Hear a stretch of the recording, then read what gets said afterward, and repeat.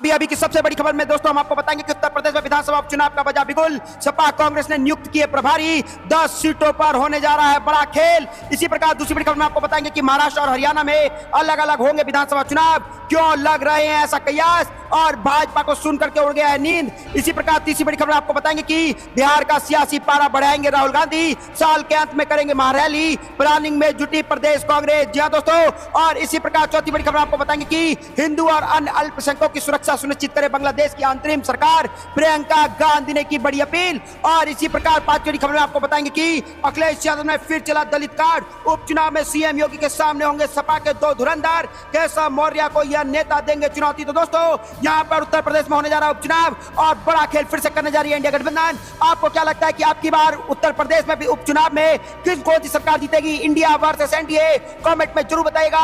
और दोस्तों आप भी इंडिया गठबंधन के साथ खड़े तो आप अभी इस वीडियो को लाइक, चैनल को सब्सक्राइब करके रख लीजिए और कमेंट में इंडिया जरूर लिखिएगा। रुक करते हैं पहली खबर की तरफ। उत्तर प्रदेश में विधानसभा उपचुनाव का बजा बिगुल, सपा कांग्रेस ने नियुक्त किए प्रभारी, 10 सीटों पर होगी सियासी रंज। जी हां दोस्तों, यहां पर बड़ी खबर आ रही है कि समाजवादी पार्टी और कांग्रेस ने उत्तर प्रदेश विधानसभा की 10 सीटों पर होने वाले उपचुनाव के लिए अपने अपने प्रभारियों की सोमवार को घोषणा कर दी है। कांग्रेस ने सभी 10 सीटें जबकि सपा ने 6 सीटों पर प्रभारी घोषित किए हैं। सपा के एक वरिष्ठ नेता ने बताया कि पार्टी के राष्ट्रीय महासचिव शिवपाल सिंह यादव कटहरी सीट के प्रभारी होंगे, जबकि फैजाबाद के सांसद अवधेश प्रसाद और विधानसभा यहां पर विधान परिसर में विपक्ष के नेता लाल बिहारी यादव मिल्कीपुर सीट यानी कि अयोध्या के प्रभारी होंगे। तो दोस्तों यहां पर बड़ी खबर हो रही है और उपचुनाव की करने लगे हैं सब तैयारी। और यहां पर जब से लोकसभा चुनाव में भाजपा को झटका देने का काम समाजवादी पार्टी और इंडिया गठबंधन ने मिलकर यहां पर काम किया था और इंडिया गठबंधन ने भाजपा को रोकने का काम उत्तर प्रदेश में किया था, उसको देखते हुए यहां पर कांग्रेस और समाजवादी पार्टी ने फिर से पकड़ लिया है मोर्चा।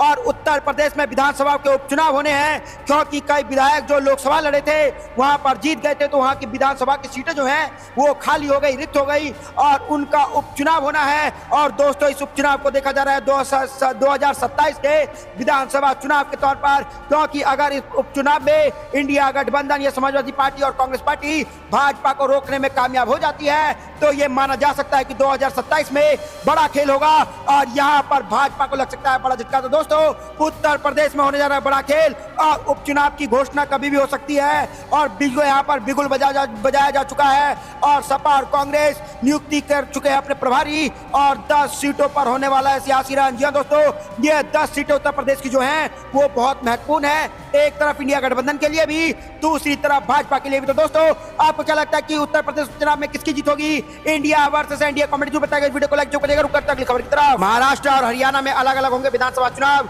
क्यों लग रहे हैं ऐसे क्या? जी हां दोस्तों, यहाँ पर बड़ी खबर आ रही है कि महाराष्ट्र और हरियाणा विधानसभा चुनाव लंबे समय से चर्चा में है कि दोनों राज्यों में अक्टूबर में मतदान होया जाएगा, इसके बाद रिजल्ट भी एक साथ ही घोषित होंगे। इस बीच चर्चा यह भी छिड़ गई है कि महाराष्ट्र में चुनाव के बाद में कराए जा सकते हैं जबकि हरियाणा में पहले ही वोटिंग करा ली जाए। जी हां दोस्तों, यहां पर बड़ी खबर आ रही है कि हरियाणा में पहले होगा विधानसभा चुनाव, उसके बाद होगा महाराष्ट्र का विधानसभा चुनाव। इसी की वजह यह है कि महाराष्ट्र में नई विधानसभा के गठन की अंतिम तारीख 26 नवंबर है जबकि हरियाणा के लिए 3 नवंबर है। ऐसे में महाराष्ट्र को लेकर के चर्चा है कि अक्टूबर के दूसरे सप्ताह में आचार संहिता लगाई जा सकती है और नवंबर में दिल्ली के बाद कभी भी चुनाव हो सकते हैं और 20 तारीख तक रिजल्ट घोषित किया जा सकता है। तो दोस्तों यहां पर बड़ी खबर आ रही है कि पहले कहां पर चुनाव कराया जाए या एक साथ चुनाव कराया जाए, लेकिन दोस्तों यहां पर एक देखने वाली बात है कि महाराष्ट्र का जो विधानसभा का जो खत्म होने का टाइम है वो हरियाणा के बाद है और हरियाणा का जो विधानसभा यहां पर जो भंग होगा वो पहले हो जाएगा। इसलिए यहां पर माना जा रहा है कि हरियाणा का विधानसभा चुनाव जो है वो महाराष्ट्र से पहले कराया जाएगा और अगर ऐसा होता है तो हरियाणा में तो भाजपा हारी रही है, दूसरी तरफ महाराष्ट्र में भी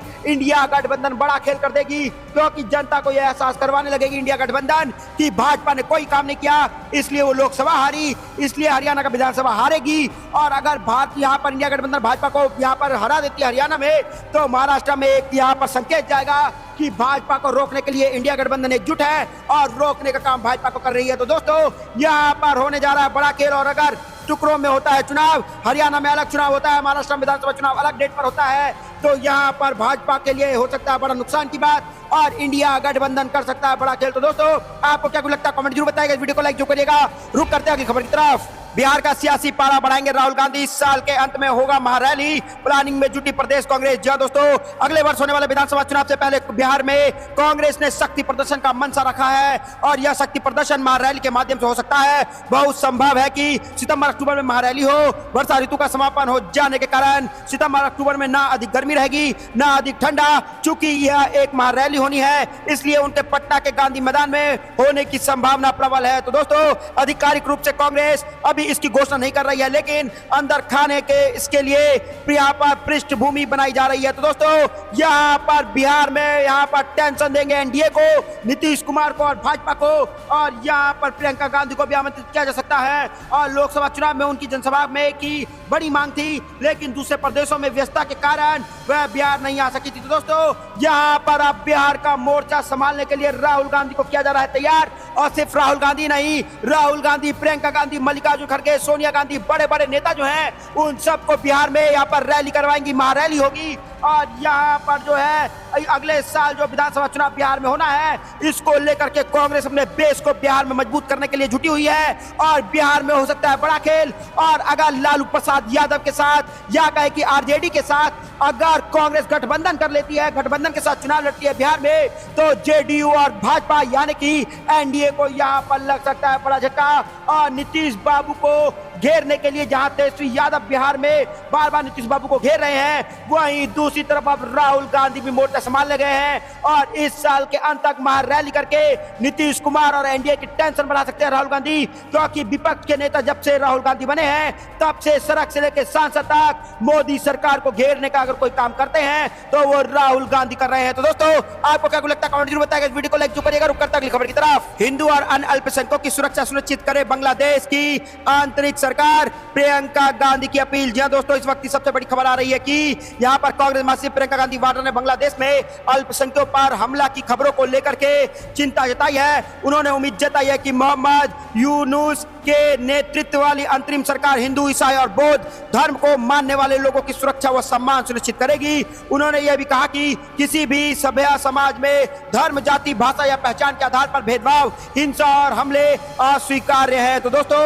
यहाँ पर बड़ी खबर आ रही है, प्रियंका गांधी ने बड़ी मांग कर दी है बांग्लादेश से और कहा है कि जो अंतरिम सरकार चल रही है वो सुनिश्चित करे कि जो और भी अलग अलग धर्म के लोग हैं उनकी रक्षा करे ये सरकार। जी हाँ दोस्तों, बांग्लादेश के शेख हसीना के नेतृत्व वाली सरकार के गिरने के बाद से वहां हिंदुओं के खिलाफ हिंसा की घटना हो रही है। प्रियंका गांधी ने एक्स पर एक पोस्ट में कहा कि पड़ोसी देश बांग्लादेश में अल्पसंख्यकों पर लगातार हमलों की खबरें विचलित करने वाली हैं। किसी भी सभ्य समाज में धर्म, जाति, भाषा या पहचान के आधार पर यहाँ पर भेदभाव, हिंसा और हमले अस्वीकार्य हैं। प्रियंका गांधी ने कहा कि उन्हें उम्मीद है कि बांग्लादेश में जल्द हालात समान होंगे और वहां की अंतरिम सरकार हिंदू, ईसाई और बौद्ध धर्म को मानने वाले लोगों की सुरक्षा व सम्मान सुनिश्चित करेगी। तो दोस्तों यहाँ पर बड़ी खबर आ रही है सामने और प्रियंका गांधी ने बांग्लादेश से बड़ी अपील कह दी है और कह दिया है कि चाहे वो हिंदू हो, चाहे बौद्ध हो, चाहे किसी भी धर्म का हो, किसी भी जाति का हो, किसी भी भाषा का इंसान हो, उसको बचाने का काम अगर कोई करे तो वहां की अंतरिम सरकार करे। क्योंकि देश जो है तभी बनता है जब सबको साथ लेके चला जाए,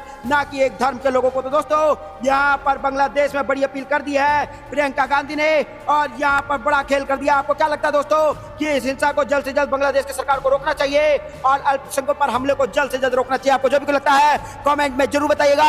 रुक करते हैं अगली खबर की तरफ। अखिलेश ने फिर चला दलित कार्ड, उपचुनाव में सीएम योगी के सामने होगा सपा के दो धुरंधर, केशव मौर्य को यह नेता देंगे चुनौती। जी हां दोस्तों, यहाँ पर बड़ी खबर आ रही है कि उत्तर प्रदेश की 10 विधानसभा सीटों पर उपचुनाव की तैयारी चल रही है। ऐसे में अम्बेडकर नगर के कटेहरी में सीएम योगी के सामने शिवपाल यादव को अयोध्या के मिल्कीपुर में अवधेश प्रसाद के संगठन कौशल की परीक्षा होगी। वहीं प्रयागराज में फूलपुर में केशव मौर्य की यहाँ पर परीक्षा होगी, क्योंकि अखिलेश यादव ने केशव मौर्य के सामने अपने दूसरे बड़े दलित चेहरे इंद्रजीत सौरा यहाँ पर सरोज को खड़ा किया है और उन्हें फूलपुर की जिम्मेदारी सौंप दी है। तो दोस्तों यहाँ पर बड़ी खबर आ रही है सामने और उत्तर प्रदेश में बड़ा खेल करने के लिए समाजवादी पार्टी के अध्यक्ष अखिलेश यादव फिर चुके हैं और यहाँ पर उत्तर प्रदेश में 10 सीटों पर उपचुनाव होने हैं। और यहाँ पर खेल करने के लिए समाजवादी पार्टी या कह कि इंडिया गठबंधन पूरे तौर पे तैयार है, क्योंकि इन जो उपचुनाव होना उत्तर प्रदेश में उसको 2027 के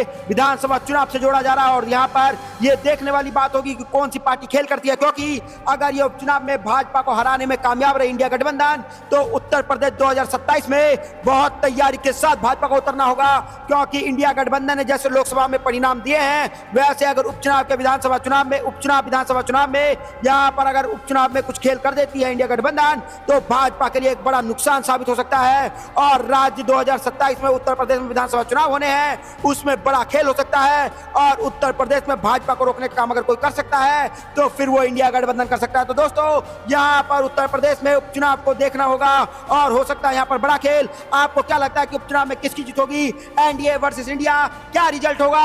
या लोकसभा की तरह रिजल्ट होगा या उत्तर प्रदेश में विधानसभा की तरह रिजल्ट होगा कि भाजपा जीत जाएगी और यहाँ पर इंडिया गठबंधन हार जाएगी, या लोकसभा की तरह इंडिया गठबंधन खेल कर देगी और भाजपा देखती रह जाएगी? आपको जो भी लगता है कमेंट जरूर बताएगा। इस वीडियो को लाइक किया तो सब्सक्राइब कर लीजिए और कमेंट में जय हिंद जो लिखेगा। जय हिंद, जय भारत।